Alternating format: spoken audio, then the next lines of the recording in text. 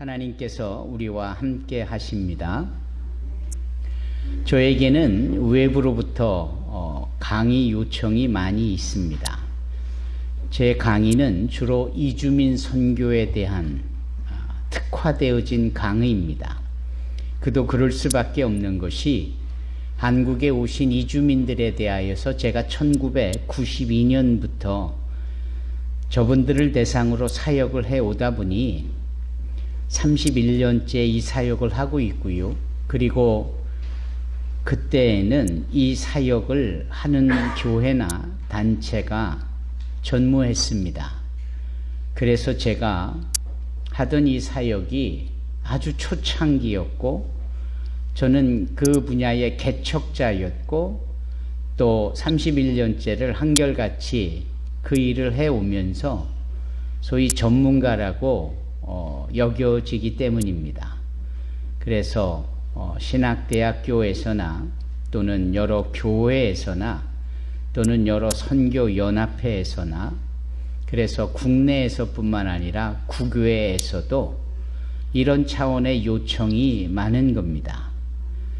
작은 교회의 담임 목사로서 이렇게 대외적으로 요청이 많은 것, 이것이 버겁고 힘든 일이기는 해도 저 개인에게는 기쁨입니다.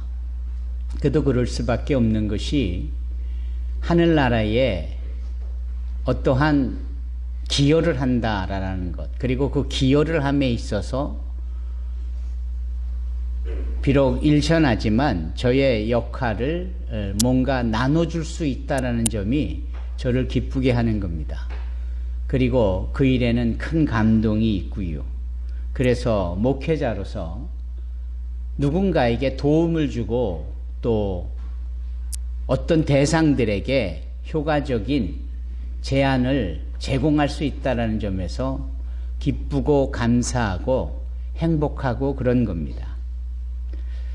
여러분, 줄 수 있다는 것이 얼마나 감사한 일입니까? 어느 젊은 의사가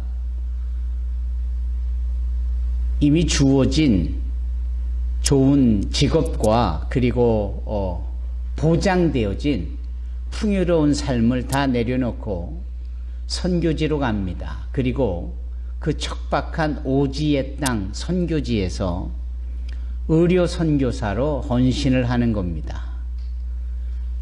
이 부모님이 기가 막히시겠죠. 그렇게 훌을 털어간 그 아들이 도대체 어떤 일을 어떻게 하고 있는지 궁금한 이 아버지가 그 의사 선교사로 선교지에 가 있는 그 아들을 찾아갑니다. 마침 그 선교지에 살고 있는 원주민에 대하여서 수술 중인 그 아들이 모습을 보고 그 옆에 처음부터 끝까지 함께 합니다. 보통 애를 쓰는 게 아닙니다. 왜냐하면 의료기구도 변변치 않고 척박한 상황이니까 수술 자체도 곱절 그 이상으로 힘들지 않겠습니까? 수술을 다 마친 아들에게 이 아버지가 한편으로는 섭섭하고 한편으로는 안타까워서 이런 질문을 했습니다. 아들아, 네가 만일 원래 있던 우리의 장소에 병원에서 그러한 일을 하면은 그렇게 수술 한 번 하면 돈을 얼마나 벌겠니? 글쎄요, 모르긴 몰라도 한 번 수술에 500~600만 원의 돈을 받지 않을까요? 그러나 그 질문의 의도를 간파한 이 아들 의사는 그렇게 답을 하는 것으로 끝나지 않고 연이어서 이렇게 말합니다. 그러나 아버지, 아무리 이 수술을 통하여 돈을 많이 내가 번다고 해도 저는 행복하지 않습니다. 반면에 아무런 돈을 받지도 않고 이렇게 척박하고 어려운 환경에서 죽어가는 사람들을 내가 가진 의료 기술과 전문 지식으로 도울 수 있으니 이것이 저는 행복하고요. 이것은 저는 더 가치 있는 일이라고 생각을 한다. 그렇게 아버지에게 말을 했다라는 얘기를 들은 바가 있습니다. 여러분, 진정한 삶의 기쁨은 내가 가지고 있는 것으로 누군가를 도울 수 있고 내가 할 수 있는 그것으로 누군가에게 유익을 끼쳐줄 수 있다는 그 사실 앞에 가치가 있는 것이고 진정한 행복이 있는 겁니다. 어느 날 어린 학생이 어느 목사에게 찾아와 이런 질문을 했답니다. 하나님의 임재를 언제 느낄 수 있습니까? 보이지 아니하는 하나님의 임재를 언제 확신할 수 있을까요? 이 목사가 깊이 생각을 해봅니다. 그리고 이런 대답을 합니다. 청년이 누군가를 도왔을 때의 마음이 어떤가 기쁘지요. 청년이 누군가에게 그분이 기대하지 않았는데 유익을 주었을 때 기분이 어떨까? 행복하지요. 그래. 그런 기쁨이 느껴지고 행복함이 있다라고 느껴질 때 그게 바로 하나님의 임재가 지금 청년 자네에게 있다라는 것을 확신하는 것이네 라는 겁니다. 여러분, 줄 수 있다라는 것이 얼마나 행복한 일입니까? 그리고 하나님은 그렇게 줄 수 있는 것에 대한 행복 속에 하나님이 더불어 기뻐하시고 더불어 좋아하심을 우리의 임재 속에서 나타내시지 않겠습니까? 이 얼마나 단순하지만 분명한 하나님의 임재에 대한 고백일까요? 아주 오래전 본 어느 광고를 기억합니다. 한 청년이 한 자매를 좋아해요. 그 자매에게 데이트 신청을 했더니 이 자매가 자기를 따라오라라는 거예요. 따라갔더니 이 자매가 어느 양로원에를 가서 봉사를 하는 겁니다. 그 양로원에 계시는 노인분들이 덮고 자는 이불 빨래를 이 자매가 정기적으로 찾아가서 하는데 자기에게 데이트를 요청한 이 청년에게 나에게 관심이 있으면 내가 있는 곳으로 가자, 뭐 이런 의미겠지요. 가봤더니 그 엄청난 노인분들이 덮고 깔고 자는 이불 빨래를 하고 있는 겁니다. 그 대야에다가 이불을 넣고 하이타이를 풀고 발로 질겅질겅 밟는 바로 그런 모습 속에서 이 청년이 나는 오늘 천사를 보았다 이런 멘트를 날려요. 아마 여러분들도 이런 광고를 보신 적이 있을 겁니다. 여러분, 남의 이불 빨래를 처벅처벅 발로 밟아 빠는 게 힘든 일입니까? 무슨 기술이 필요합니까? 어느 자격증이 요구됩니까? 그런 마음만 있으면 언제든지 할 수 있는 것이겠지요. 하나님의 임재는 그런 곳에서 나타나는 겁니다. 그럴싸하고 멋들어져 보이는 사람들의 눈의 높이에 환호로 이어지는 그런 보기 좋은 그런 것보다 누구나 쉽게 누구나 할 수 있는, 그런데 그것이 자기 자신을 향한 것이 아니라 남을 향하여 뭔가를 하는 그곳에 하나님의 임재가 계시고 하나님의 사랑과 또 우리의 영혼을 기쁘게 하는 은혜가 있다라는 것이겠죠. 여러분들은 어떻게 생각하십니까? 아주 오래전 영화가 있습니다. 그 영화 제목이 여기 주보에 제가 2번이라고 기록한 멋진 인생. 이 영화 제목이 멋진 인생이에요.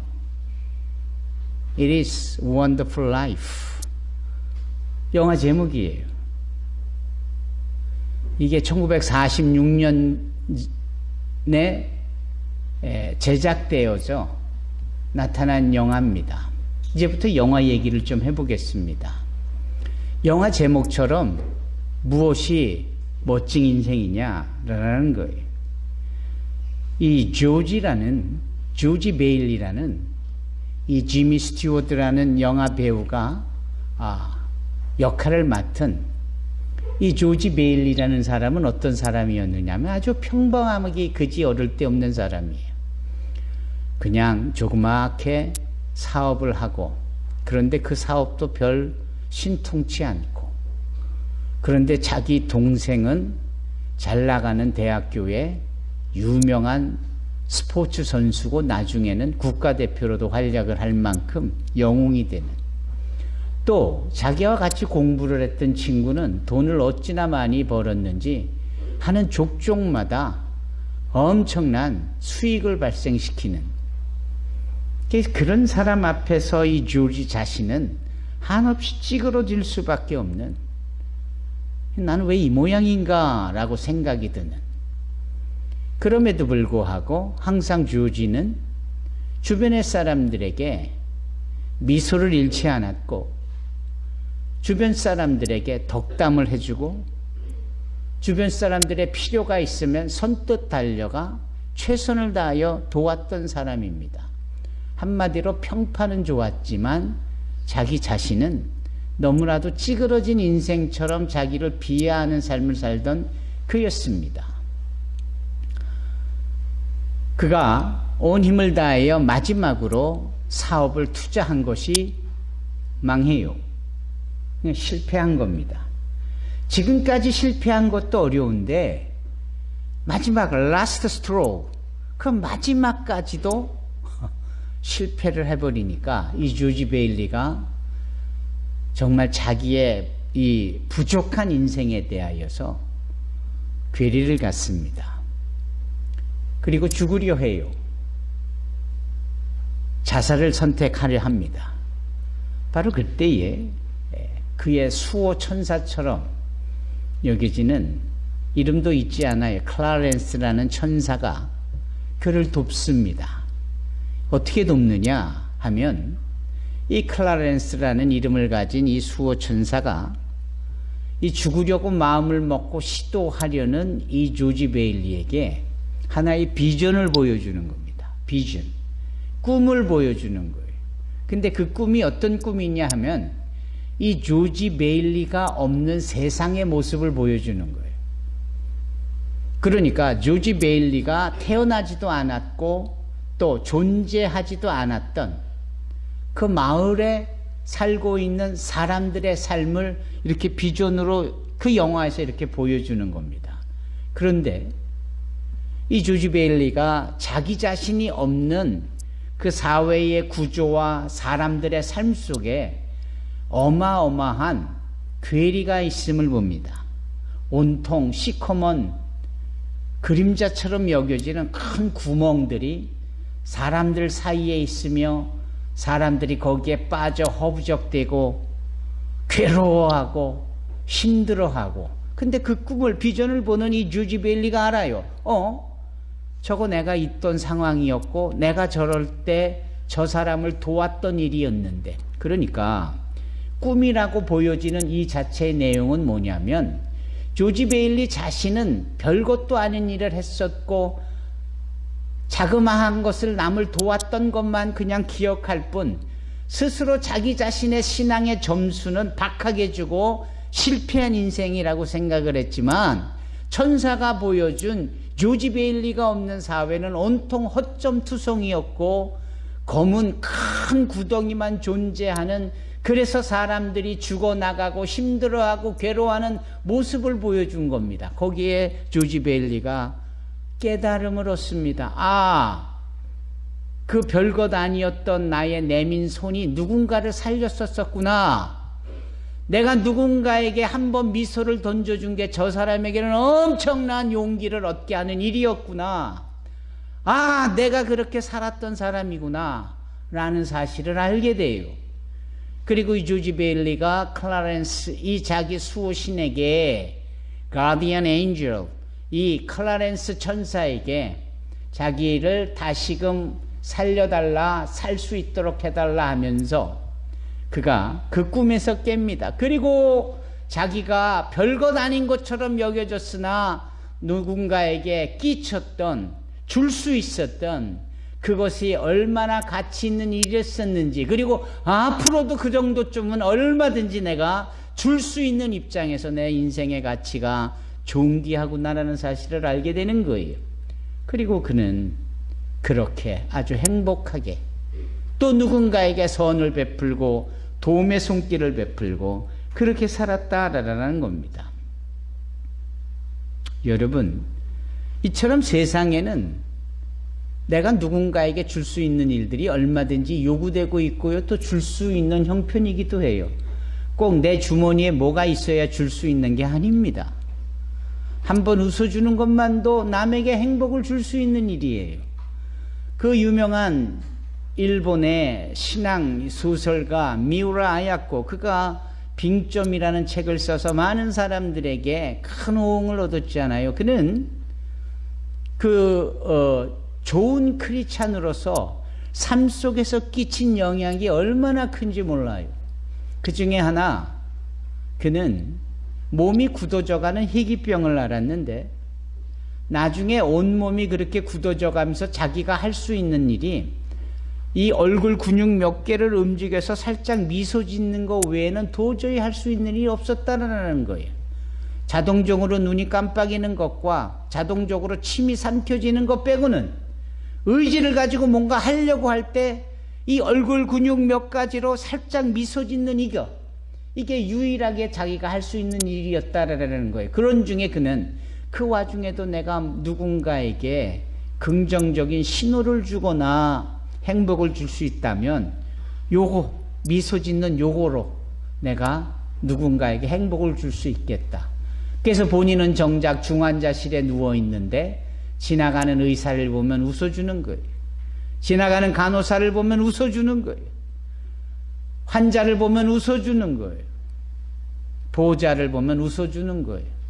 도대체 한눈에 봐도 본인 스스로 비참한 상황에 있는데 저분은 왜 이렇게 따뜻한 미소를 지을 수 있을까?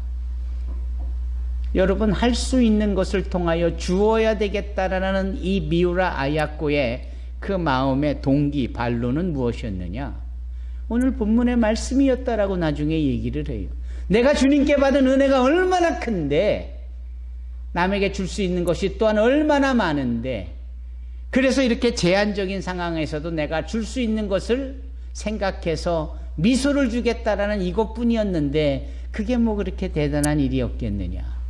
여러분, 우리하고는 너무나도 차이가 있는 신앙의 모습이지요. 여러분, 우리가 가축류에 닭도 있고 돼지도 있고 개도 있고 여러 소도 있고, 그런데 이 동물들의 삶을 유심히 보십시오. 온통 주는 삶이에요. 사람들을 위하여 노동력을 제공해요. 사람들을 위하여 젖을 제공하기도 하고, 사람들을 위하여서 그 육체인 고기를 아낌없이 제공하고, 사람들에게 가죽도 제공하고, 사람은 그걸 정말 악랄하게만큼 그 가죽마저도 신발이니 구두니 가방이니.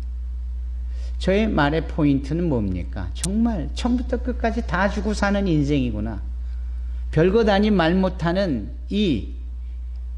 이런 동물조차도 주는 거에 그 존재 가치가 있는 거예요. 그렇지 않습니까? 아낌없이 주는 나무도 들어보셨잖아요. 그늘을 드리워서 사람들을 시원케 하는 것도 모자라 그 가지 끝에 열매를 맺어 사람들로 시원하게 하고 배부르게 하고 영양을 공급하고, 그 굵은 가지들은 사람들을 위하여 가구로 쓰이기도 하고, 가지들은 땔감으로 쓰이기도 하고, 정말 나무조차도 말 못하는 이런 거조차도 주려고 하는 목적으로 존재하는 것처럼 그렇게 온통 주는 겁니다. Giving tree, 주는 거예요. 이 세상에 돌아보면 다 주는 겁니다. 이상열 권사님 그렇지 않습니까? 그런데 딱 한 존재만 주는데 대단히 인색한 것 같고 주는데 대단히 익숙하지 않은 존재가 있는 거죠. 무엇일까요? 사람입니다. 받으려만 악을 쓰고 기를 쓰고 애쓰지 주는 데는 어쩜 그렇게 인색한지.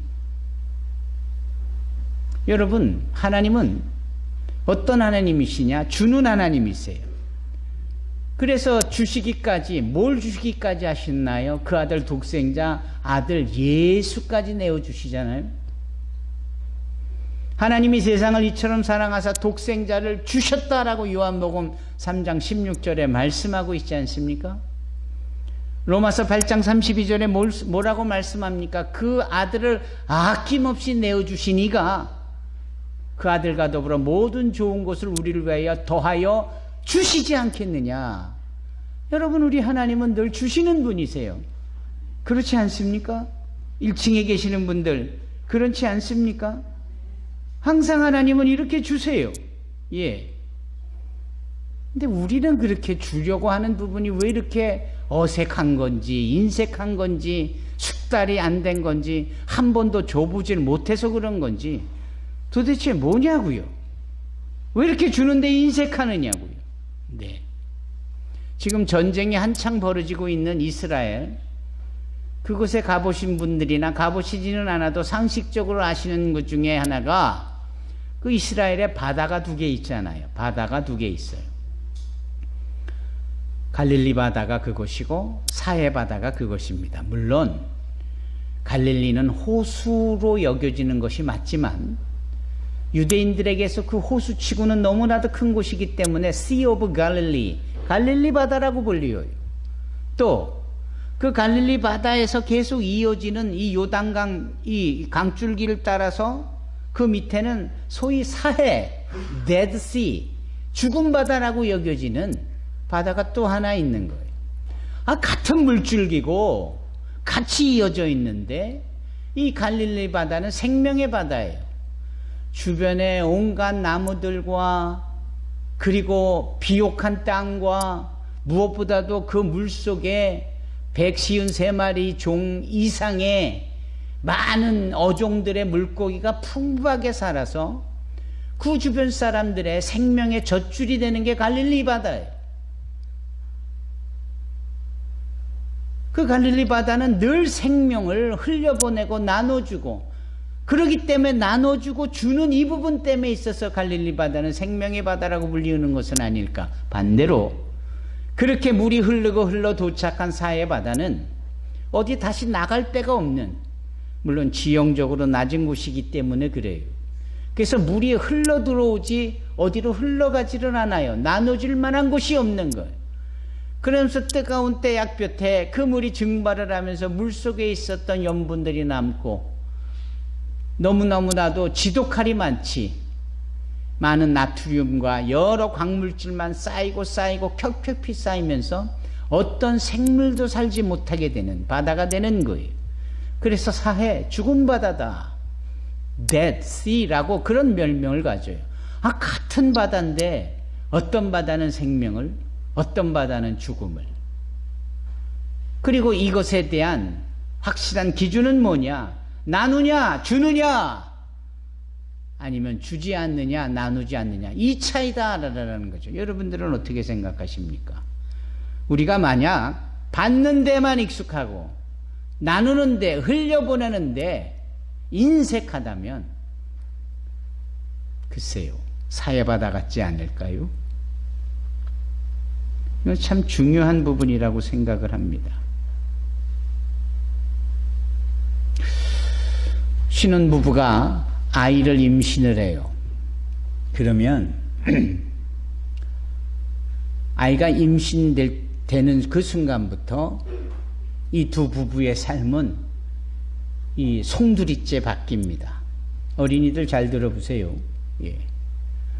그 임신한 그 여성, 그 엄마는 그때부터 먹는 걸 조심해요. 아무거나 막 드시지 않고 가려서 먹기 시작을 해요. 아무거나 막 보려고 하지 않고 보는 것도 가려서 봐요. 듣는 것도 마찬가지고 말도 이쁜 말만 하려고 해요. 왜? 복중에, 태중에 있는 아이에게 선한 영향력을 끼치려고 하는 거지요. 예. 소위 태교라고 하지 않습니까? 그게 어디 엄마 혼자 가능하겠어요? 남편, 즉 아빠도 여간 신경을 많이 쓰면서 함께 그 아이의 태중에서 잘 자라도록 돕겠죠. 느닷없이 뭐 먹고 싶다고 하는 거, 그거 사다 주는 일도 작은 일이 아닙니다. 삶이 바뀌어지는 거예요. 그렇잖아요? 그래서 10개월 뒤에 아이가 탄생하면 그 다음부터는 본격적으로 이 두 부부의 삶이 송두리째 바뀌는 거예요. 자다 일어나야 되는 일들이 너무나도 많고, 또 대외적으로 무슨 약속을 잡았다가도 그 약속이 취소되는 경우도 아이 때문에 얼마든지 생기고, 갑자기 아픈 아이를 위해서 병원으로 들쳐업고 나가는 일들 얼마나 많겠어요. 삶이 바뀌는 거예요. 그 아이에게 필요한 것들을 공급하고요, 그 아이에게 좋은 것들을 나누면서 아이들을 키우는 거예요. 예. 제가 아는 어느 전도사는 결혼을 해서 아이를 낳는데 좋은 일이죠. 어느 날 우연히 만났는데 세상에, 요즘 세상에도 그런 운동화를 신고 다니는 사람을 제가 처음 봤어요. 근데 운동화가 다 찢어졌는데도 하나도 부끄럽게 여기지도 않는 거예요. 근데 그게 이렇게 보여지는데 틀린 생각이 아닌 거예요. 그 요셉이라는 이름을 가진 전도사님이, 이렇게 제가 보자마자, 아이고, 아이를 낳고는 아이에게 들어가는 돈이 많으니까 본인은 정작 운동화 하나 제대로 변변치 못한 걸 저렇게 끌고 다니는구나, 신고 다니는, 이런 생각이 확 드는 거예요. 예, 다 알죠? 이해가 가시죠? 누구만 모를까요? 애들만 몰라요. 지네들이 저절로 큰질 안 되니까. 그런 거예요. 여기 있는 애들, 저 창우나 다 잘 들어보세요. 성진이도. 원하는 대로 다 손에 주어지는데, 그거 주어지려고 엄마 아빠가 먹고 싶은 거 못 먹고, 입고 싶은 거 못 입고, 여기까지 생각이 안 가는 거예요. 그냥 저절로 큰 줄 알고, 다 자기가 잘난 줄로 알고, 그래서 때가 되면 엄마는 날 사랑하지 않는다는 둥, 아빠는 내 마음을 모른다는 둥, 이런 시덥지 않은 소리나 하고 있고 그런다니까요. 왜 얘기가 여기까지 왔는지 모르지만 부모님들은 항상 자녀들에게 주고자 하는 마음이 있는 거예요. 주면서 결국은 이 열매로 결실이라는 이 아이의 생명이 자라잖아요. 주니까 자라는 겁니다. 주니까 풍성해지는 겁니다. 이제 이런 점에 있어서 우리는 주는 것을 배워야 되고요, 줄 수 있는 자들이 되어야 하는 거예요. 아멘? 네. 따라서 이 아이들은 엄마 아빠가 자신들에게 준 것에 대하여서 그 가치를 알아야 합니다. 진자리 마른자리 갈아내시고 손발이 닿을 때까지 자신들을 키워내신 것. 그래서 하늘에 그 어떠한 것이 높다 하리요, 그렇잖아요. 그 어머니의, 그 어버이의 그 헌신에 대한 가치를 알아야 되는 거예요. 부디 알 수 있기를 바랍니다. 주어진 것의 가치가 얼마나 소중한지를 알아야 되는 거예요. 여러분, 스타벅스에 가서 커피를 마시면 한 잔에 얼마입니까? 이디야는 얼마입니까? 예. 하여튼, 4,000원, 5,000원, 6,000원. 거침없이 그걸 마시면서 이런 일을 생각해 볼 겁니다. 커피값이 비싸다. 그러면 이렇게들 얘기를 해요. 예. 뭐라고요? 그 커피를 심어야 되고, 커피를 따기까지 관리해야 되고, 현지 농부들의 노동력도 있고, 그거 다 선별해야 되고, 그거 다 트럭에 실어서, 배에 실어서, 딜리버리하고 이 로지스틱에 들어가는 돈이 다 그런 거 계산을 하면 그렇게 비싼 것도 아니야. 맞는 말일 수도 있습니다. 그런데 한 가지 우리가 간과하는 게 있어요. 거기에 수입업자의 수익도 들어가야 되고, 도매업자의 수익도 나눠줘야 되고, 다 그렇잖아요. 유통구조가 다 그렇잖아요. 근데 드리고 싶은 말씀은 이 모든 유통구조 가운데에 그 커피를 키워내는 햇빛에 대한 가격은 책정이 됐나? 그 커피가 자라기까지 필요한 수분, 비, 그거에 대한 가격은 책정이 돼서 여기 포함이 된 걸까? 아닌 거 알잖아요. 정작 보면 없으면 안 될 것은 가격이 없어요. 제가 그걸 말씀드리려고 하는 거예요. 전도 폭발 훈련을 하면서 항상 우리 안길의 권사님이 목 잡고 외치는 부분이 그 은혜를 말할 때에 그 물, 공기, 우리가 살아가면서 필요한 모든 것, 정작 이것에 대한 가치는 우리가 매길 수 없다. 맞아요. 그런데도 우리에게 free of cost, 공짜로 주어지고 있잖아요. 여러분, 이렇게 어떤 것으로도 가치를 매길 수 없는, 하지만 꼭 필요한 것들은 이미 풍성하게 주어진 이것, 주신 분은 하나님이시요 주어진 이 모든 것들은 한마디로 말하면 무엇이냐? 은혜다라는 거예요. 은혜. 우리는 이미 주님께 너무나도 많은 은혜를 받았습니다. 꼭 우리 아이들 얘기가 아니라 우리 스스로를 생각해 보자고요. 우리가 여기까지 살아오면서 내가 잘나서 거저 여기까지 온 줄 알아요. 천만에요. 하나님의 은혜가 있었기 때문에 우리가 여기까지 온 것입니다. 그러면 그 은혜를 나 혼자 받기만 하면은 그 죽어가는 바다 사해처럼 되고 말지 않겠습니까? 그 은혜를 나눠야죠. 공급해야죠. 내가 할 수 있는 것으로 얼마든지 그래야 하지 않겠습니까? 예. 이게 정말 중요한 겁니다. 주는 자의 마음을 우리가 가져야 돼요.